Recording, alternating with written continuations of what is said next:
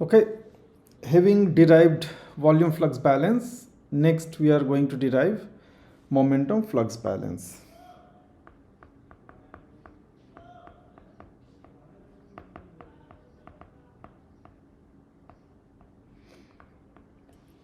Okay, so once again let's consider that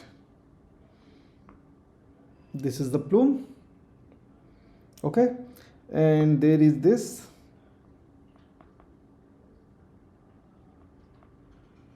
small red element, okay, which basically is circular. If you look from the top, it will look something like this. Okay, and this once again is dz. So this location is z, this location is z plus dz, and has the velocity of, let's assume the average mean velocity is wr and radius as r. Radius is r here or r here, okay, and it has again the mean velocity of wr and radius of r, and has g prime bar as the mean reduced gravity. Okay, so how do we write momentum flux balance? That basically says that sum of all forces must be equal to the rate of change of momentum, right? So this is how even Navier-Stokes equation is derived. So in this case, we are considering that the viscous effects are zero, which we have already considered in the past, right? So viscous effects are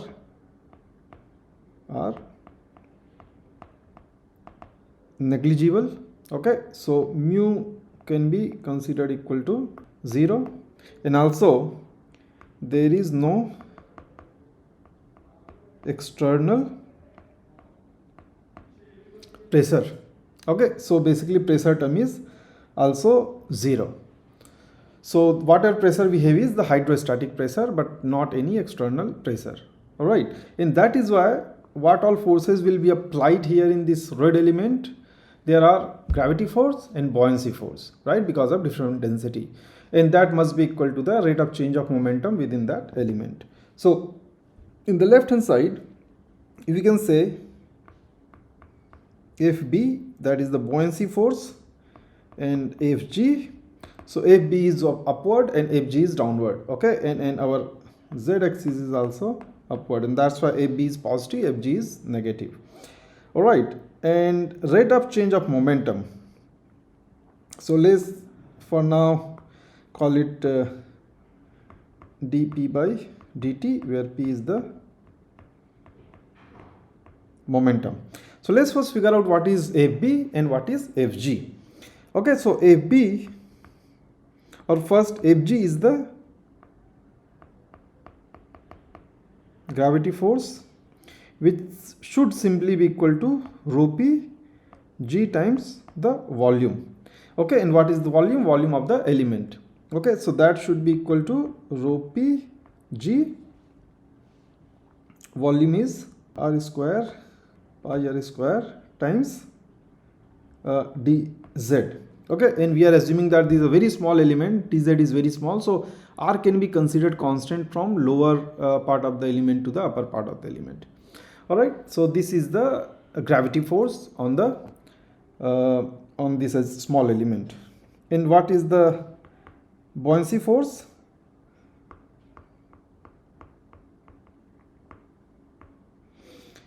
Buoyancy force, if you remember from the Archimedes principle, that is the force exerted due to the volume displaced, right? So we are displacing the volume. So basically plume has come in the place of the ambient fluid, right? And plume has density of rho p, whereas ambient fluid has density of rho a. So rho p has replaced rho a, and that is why there will be a buoyancy force on the plume, and that is why this must be equal to rho a times G times volume. Okay, so rho A is the density of the ambient, not of the plume. Okay, that is something you need to keep in mind. So here rho is the ambient density and rho P is the plume density. So for buoyancy force we consider the ambient density, and for gravity force we consider the plume density. Okay, because gravity force is directly applied on this small red element, whereas buoyancy force is because the fluid that has got displaced. And that is why this must be equal to rho A G times pi r square dz. Okay, so this is the volume, basically this is the volume. All right, so this basically tells us this is rho A minus rho P times G pi r square dz is equal to dp by dt. Okay, so for this particular element, the rate of change of momentum is actually momentum in minus momentum out. So this must be equal to, or momentum out minus momentum in, as we consider. So P dot out minus P dot in. Okay, and what is the momentum? That is basically mass into velocity. And what is the mass of the outgoing fluid? That is pi r square w bar, that is the mass flux rate, right? And that is also multiplied with rho, that is, let's say that's rho P, and also multiplied with w. So w bar, why? Because this one works as the mass flux and this is the velocity. Okay, and we are trying to find dp by dt, so that momentum flux, not just momentum, and that's why we need to consider mass flux, not just mass into velocity but mass flux into velocity. All right, so this is calculated at z plus dz, and same thing can be done for pi r square w bar at z. Okay, so z plus dz and at z. So the difference will give us the rate of change of momentum with respect to time for that particular element. Okay, so what do we get here?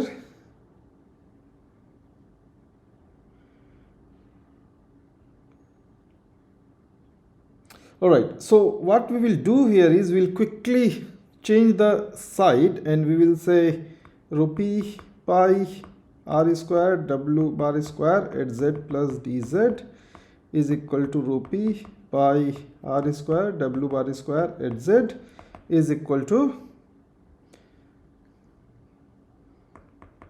pi r square rho A minus rho P G dz. Okay, so we did nothing but we just switch the side, and what we will do, we will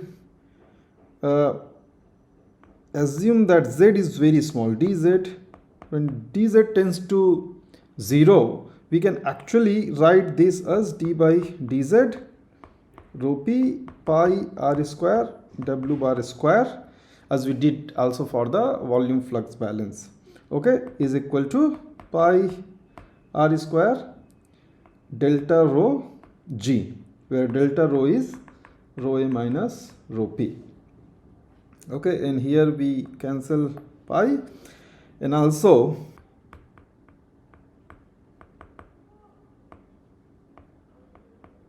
assuming Boussinesq approximation, we can consider rho P to be equal to rho infinity in the left hand side. Okay, so where rho infinity is the reference density, rho infinity is the reference density, which is a constant. And why do we consider rho infinity here? Because in this case particularly we are assuming that rho ambient is actually changing with height, right? Rho ambient is not constant, neither rho p is a constant. Only rho infinity, which we are considering as reference density, is a constant. And that is why even by assuming Boussinesq approximation, we cannot make rho p equal to rho a. It can only be equal to rho infinity. Okay, so here rho infinity is reference density, and rho infinity is equal to rho a for an unstratified medium. Okay, but not in case of a stratified medium. Okay, so what we will do, we will now bring rho p, the rho infinity the other side, because that's a constant. So this gives us an equation, d by dz r square w bar square, and that gives us r square delta rho g by rho infinity. Okay, and this delta rho here is basically rho ambient minus rho p, and rho p is the mean plume density. So in fact here I should say this is mean density. So yeah, so let's write that down here. Rho bar p is the mean plume density. Okay, and that is why we get this del rho g by rho infinity, and this thing now can be written as g prime bar, which is equal to mean reduced gravity, right? And these equations then become d by dz r square w bar square is equal to r square g prime bar. Okay, and this is our, let's see, equation B, that is the momentum flux balance. Okay, and here as we already discussed, g prime bar is the mean reduced gravity. That is because we know that g prime is actually changing with radius, but we define it as a mean value for that particular z location. In r, obviously we are defining as the radius of the plume, even if you know that theoretically the value of the concentration or g prime goes to infinity. Okay, and in this case we know that r is actually a function of z, w bar is also a function of z, and g prime bar is a function of z. So this, when we say this w bar or g prime bar, these are the mean values, right? And that is why they are not function of the radius, but they are just function of the vertical axis, that is z.